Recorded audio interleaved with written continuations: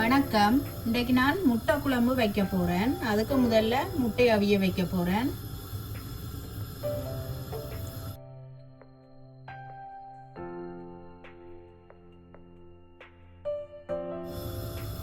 முட்டை அவிறதுக்கு நான் கொஞ்சம் உப்பு சேர்க்க போறேன். உப்பு சேர்த்தா முட்டை வந்து ஈஸியா உடைவிடும்.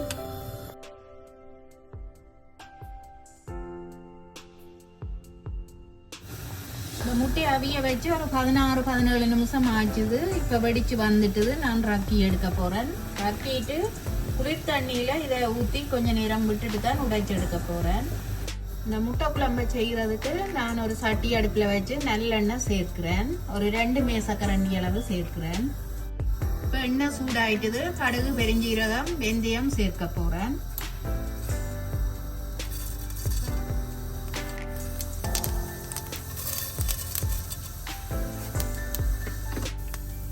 அதோட கருவேப்பிலை சேர்க்கலாம். இதோட ஒரு 3 கல் உள்ளி வெட்டி வச்சிருக்கிறேன். பெரிய சிவத்த வெங்காயம் வந்து சின்ன சின்ன வெட்டி வச்சிருக்கிறேன். அதை சேர்க்கிறேன். இப்போ இது நல்லா வதங்கட்டும். அதோட ஒரு 2 பச்சை மிளகாய் கீறி வச்சிருக்கிறேன். அதையும் சேர்க்கிறேன்.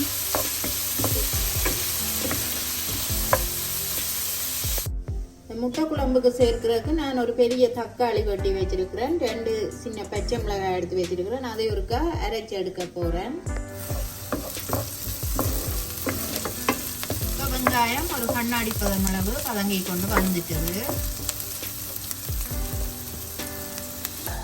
இந்த வெங்காயத்துக்குள்ள கொஞ்சமா உப்பு சேர்க்க போறேன். அதோட 1 டீஸ்பூன் தனி மிளகாய் பவுடர் சேர்க்கிறேன். ஒரு கொஞ்சம் மஞ்சள் தூள் சேர்க்கிறேன். சேர்த்துட்டு இதை கொஞ்ச நேரம் வதங்க விடுவோம். அப்பதான் கறி வந்து நல்ல ஒரு கலரா இருக்கும். இந்த தனி மிளகாய் தூள்ல வெங்காயம் வதங்கி வர. இப்போ வெங்காயம் வதங்கிட்டுது. நான் இந்த அரைச்ச தக்காளியை இதோட சேர்க்க போறேன். தக்காளி நான் நல்லா அரைவிட விடாம தான் எடுத்திருக்கிறேன். இனிமே கொஞ்சம் தண்ணி சேர்ப்பேன். அவியட்டும் இது நல்லா. இனிமே இதுக்கு அளவான யாழ்ப்பாணத்து கறி பவுடர் சேர்ப்பேன். தனிமிளகாய் பவுடரும் சேர்த்த நாடி ஒரு 2.5 டீஸ்பூன் நான் சேர்க்கிறேன்.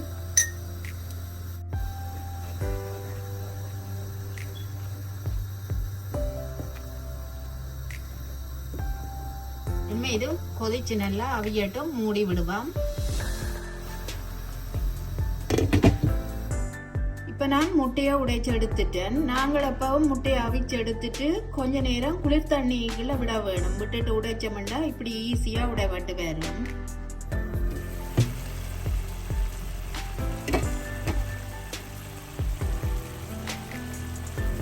இப்ப நான் இதுக்களவான உப்பை சேர்க்க போறேன். அதோட மலைப்புளி கரைச்சி வச்சிருக்கிறேன். அதையும் சேர்க்க போறேன். எல்லாத்தையும் நல்லா கலந்து அவிய விடுவோம்.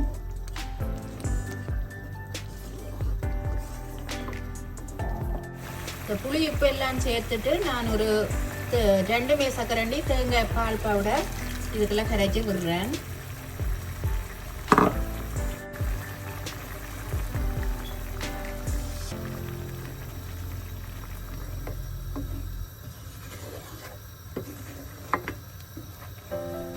தேங்காய் பால் விட்டுட்டு ஒரு கொதி வரட்டும். வந்த அப்புறம் முட்டையை சேர்ப்பேன். நான் இன்றைக்கு முட்டையை சரியான வாசியா தான் வெட்டி இருக்கிறேன்.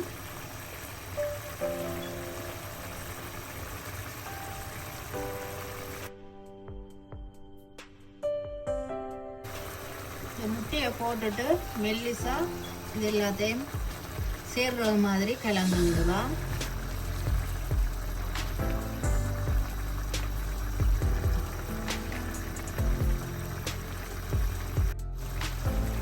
கொஞ்சம் தண்ணி குழம்பா இல்லாம கொஞ்சம் பிரட்டல் கறியா தான் வைக்கிறேன். ஆக தண்ணி கறியண்டா டேஸ்ட் இருக்காது முட்டை குழம்பு.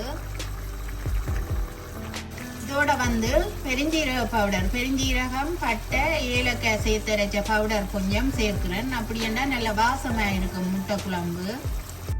இப்போ மற்ற சைட் முட்டையை திருப்பி விடுவான். அவிஞ்ச முட்டை தான் கொஞ்சம் இந்த குழம்பு சேர்ற மாதிரி திருப்பி விட்டா நல்லா இருக்கும்.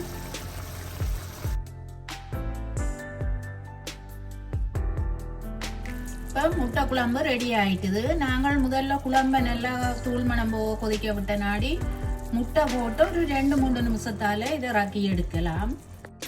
எனக்கு இந்த குழம்புக்கு உப்பு, புளி, உரைப்பு எல்லாம் வடிவாக காணும். முட்டை குழம்பு வந்து கொஞ்சம் காரமாக இருக்கணும். ஏனெண்டா இல்லாட்டி தூளை குறைய போட்டோம்னா கொஞ்சம் முட்டை குழம்பு வந்து டேஸ்ட் இருக்காது.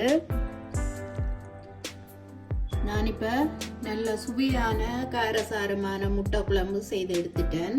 இது வந்து இடியப்பமோ, புட்டோ, சோறோ எல்லாத்தோடையும் இது சாப்பிடலாம். இந்த ரெசிபி உங்களுக்கு பிடிச்சிருந்தா எங்களோட சேனலுக்கு ஆதரவு தாங்க. நன்றி.